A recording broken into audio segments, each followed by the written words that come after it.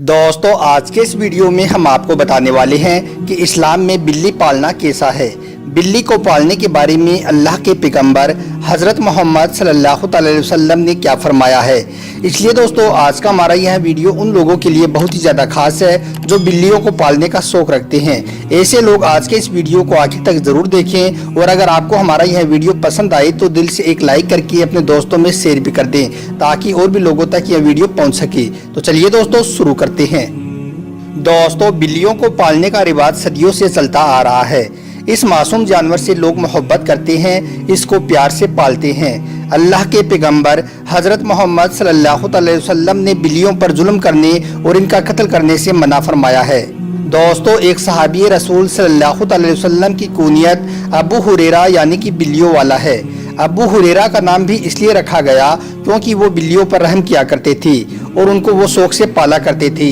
यहाँ तक कि वो इस कुनियत के साथ ही मशहूर हो गए और लोग उनका असल नाम ही भूल गए। हालांकि उनका असल नाम अब्दुल रहमान था। एक दिन अबू हुरैरा रज़ियल्लाहु ताला अन्हु ने देखा कि एक बिल्ली सर्दी की शिद्दत की वजह से एक दीवार के चिमटी हुई है। उन्होंने उसे सर्दी से बचाने के लिए अपनी गोद में उठा लिया और अपनी आस्तीन में छुपा लिया।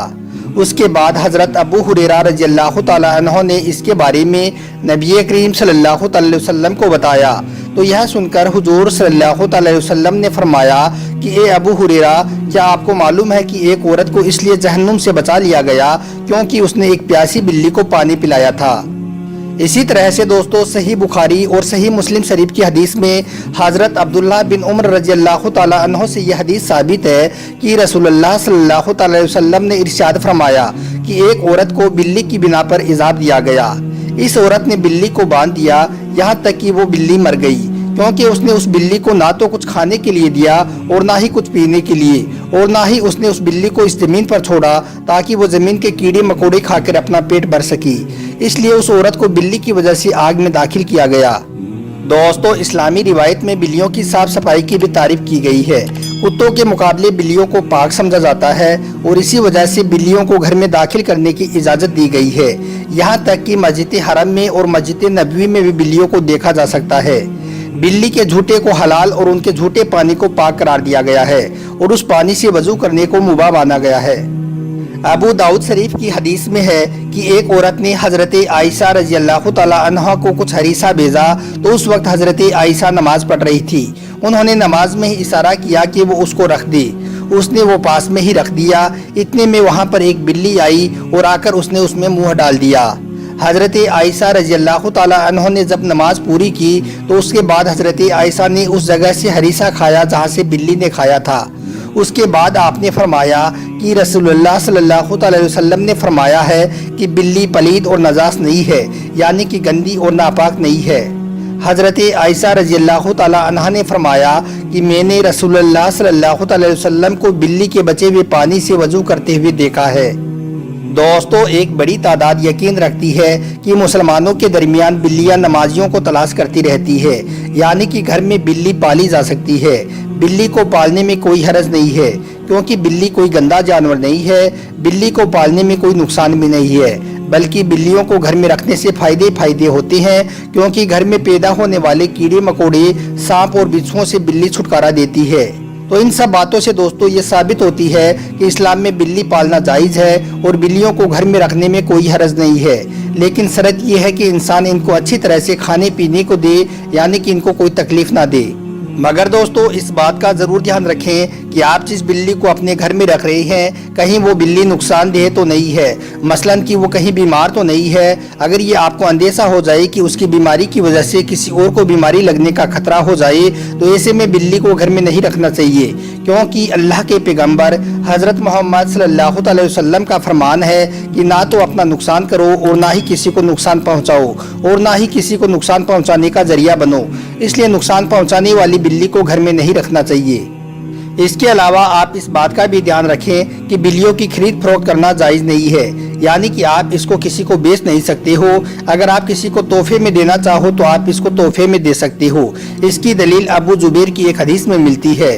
حضرت ابو زبیر رضی اللہ تعالیٰ عنہ بیان کرتی ہیں کہ میں نے حضرت جابر رضی اللہ تعالیٰ عنہ سے کتے اور بلی کی قیمت کے متعلق پوچھا تو وہ کہنے لگی کہ اللہ کے رسول صلی اللہ علیہ وسلم نے اس سے منع فرمایا ہے۔ دوستو، امرتسر کے ایک حاجی ہیں جن کا نام حاجی اسماعیل ہے۔ ان کا یہ بیان ہے کہ ایک بار میں عمرہ کے لیے سعودی عرب گیا۔ میں نے مکہ میں عمرہ کیا اور اس کے بعد میں مدینہ شریف میں حاضری دینے کے لیے چلا گیا۔ مدینہ میں میرا ایک ہوٹل میں ٹھہرنا ہوا۔ اتفاق سے میں جب بھی اس ہوٹل میں کھانا کھانے کے لیے بیٹھتا تو مدینہ کی ایک بلی میرے پاس دسترخوان کے قریب آ کر بیٹھ جاتی، تو میں بھی اس کو مدینہ شریف کی بلی سمجھ کر روٹی کے چھوٹے چھوٹے ٹکڑے کر کے اس کے آگے ڈال دیتا اور میں اس سے محبت کرنے لگتا۔ اس کے بعد میں جب بھی کھانا کھانے بیٹھتا تو وہ بلی ہر روز میرے قریب آ کر بیٹھ جاتی اور میں ہر روز اس کو کھانا کھلاتا۔ میں پہلے اس مدینہ کی بلی کو کھانا کھلاتا اور پھر میں خود کھانا کھاتا۔ کافی دن ایسے ہی گزرے، وہ ہر روز میرے پاس آنے لگی اور میں اسے ہر روز کھانا کھلانے لگا۔ حاجی اسماعیل فرماتے ہیں کہ ایک دن میرے دل میں یہ خیال آیا کہ مدینہ کی یہ بلی میرے ساتھ پوری طرح سے گھل مل گئی ہے، اب یہ بلی مجھ سے ڈرتی بھی نہیں ہے، کیوں نہ اس بلی کو مدینہ شہر کی نشانی سمجھ کر، حضور پاک صلی اللہ علیہ وسلم کی نشانی سمجھ کر اسے اپنے ملک انڈیا میں لے جاؤں۔ یہ بلی حضور پاک کے شہر کی نشانی ہے، اب یہ بلی مجھ سے خوش بھی رہنے لگی ہے اور یہ بلی مجھ سے پوری طرح سے گھل مل بھی گئی ہے۔ دوستو، حاجی اسماعیل فرماتے ہیں کہ ادھر میں نے میرے دل میں یہ بات سوچی اور ادھر وہ بلی کھانا چھوڑ کر چلی گئی۔ مجھے یہ بات سمجھ میں نہیں آئی کہ بلی کھانا چھوڑ کر کیوں چلی گئی، یعنی کہ میں نے اس بات پر زیادہ کچھ غور نہیں کیا۔ اس روز میں نے کھانا کھایا کہ اتنے میں مسجد نبوی سے اذان کی آواز گونجنے لگی۔ میں کھانا کھا کر نماز پڑھنے کے لیے چلا گیا۔ اس کے بعد میں نماز پڑھ کر روضہ رسول کی جالیوں کے سامنے آیا اور سلام پڑھنے لگا کہ اتنے میں کیا دیکھتا ہوں کہ وہی بلی سنہری جالیوں سے چمٹی ہوئی ہے۔ حاجی اسماعیل کہتے ہیں کہ میں پھر سے اس بلی کے راز کو سمجھ نہیں پایا۔ اس کے بعد میں روز دیکھنے لگا، میں جب بھی نماز پڑھ کر جالیوں کے سامنے آتا تو وہ بلی ہر روز وہی جالیوں سے چمٹی ہوئی ملتی۔ میں یہ دیکھ کر سمجھ گیا کہ بلی کا ٹھکانہ شاید یہیں پر ہے۔ اس کو جب بھی بھوک لگتی ہے تو یہ بلی ہوٹلوں میں چلی جاتی ہے اور پھر یہ اپنا پیٹ بھر کر واپس یہیں پر آ جاتی ہے۔ دوستو، اسماعیل کہتے ہیں کہ اب میری مدینہ شہر میں آخری رات تھی اور میں نے یہ پکا ارادہ کر لیا تھا کہ میں اس بلی کو مدینہ کی نشانی سمجھ کر اپنے ساتھ اپنے وطن بھارت میں لے جاؤں گا۔ یہ سوچتے سوچتے میری آنکھ لگ گئی اور ادھر حضور پاک صلی اللہ علیہ وسلم کا خواب میں دیدار ہوا۔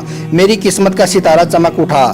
حضور صلی اللہ علیہ وسلم نے مجھ سے فرمایا، اے اسماعیل ہندی، تم اپنے وطن تو جا سکتی ہو لیکن تم اپنے ساتھ اس مدینہ کی بلی کو مت لے جانا۔ تو میں نے خواب میں عرض کیا، یا رسول اللہ صلی اللہ علیہ وسلم، میں نے یہ بات کسی کو بھی نہیں بتائی کہ میں اپنے ساتھ اس مدینہ کی بلی کو لے جانے والا ہوں، تو پھر یہ بات آپ کو کیسے معلوم ہوئی؟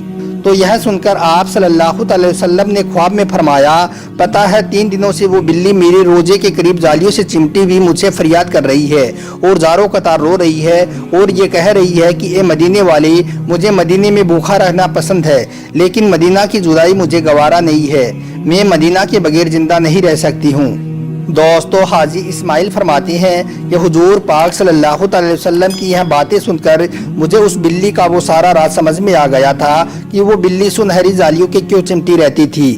اس کے بعد میں نے اس بلی کو لانے کا ارادہ ٹال دیا۔